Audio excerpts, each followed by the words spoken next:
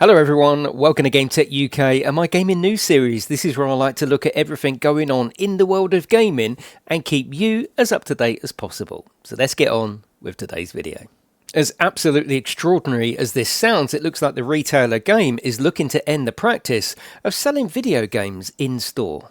Digital ownership of your games on Steam has been a thing forever, and it's becoming a reality for console players now, be it the PlayStation Store, the Xbox Store, Epic Games Store. There's a number of places to get your digital games, and it seems that we need stores like Game less and less.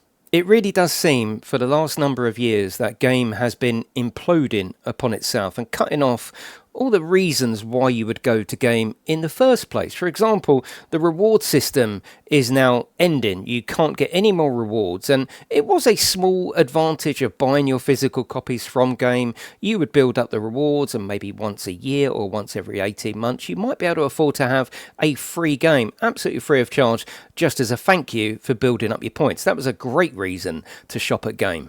Another reason would be the fact that once you purchased that game and beaten it, finished it, got bored of it, you could trade it back in and you could put that on your account or you could get some cash for it. They've stopped that. They're not taking in any more second-hand trading, meaning that in the UK you're probably going to go across the road to a shop called CEX and trade in all your stuff there. They're literally giving away market share.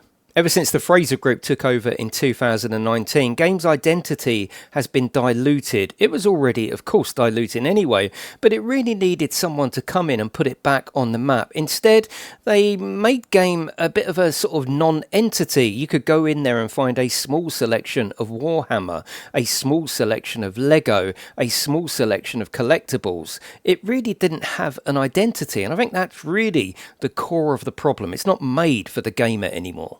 But this alleged news that Game are going to stop selling video games in store absolutely baffles me. Apparently you can buy it through the website and go into the store to pick it up if you were going to really want that physical copy. But that doesn't differentiate it from Amazon or Argos, for example. And it seems that the Fraser Group have been stripping the retailer Game for parts for many years, and it's becoming almost a boutique.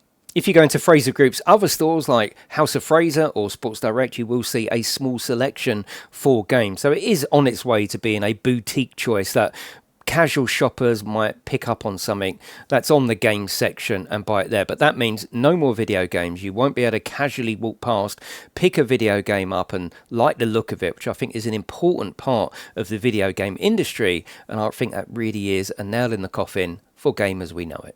But like many older gamers, I've got fantastic memories of Game, those midnight releases for particular games or hardware like the Wii. I remember turning up at midnight for that, the Xbox 360. Absolutely fantastic. The staff were always really good. They knew about the games, they played the games, you could ask their advice. It was just a fantastic place. You could overhear what they were being offered for second-hand games, customers, and you might go outside and say, I'll give you a tenner for that. It was just a good community feel, and it really did add to your gaming experience, but that's pretty much over.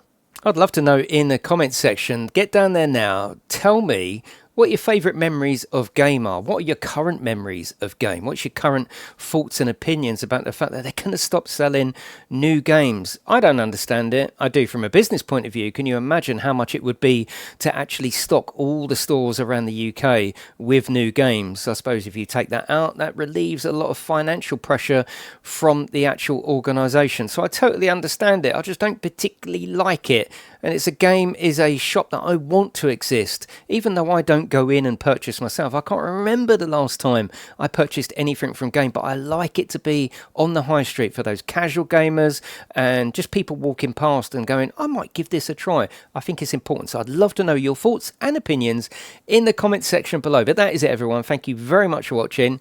I will see you in the next one.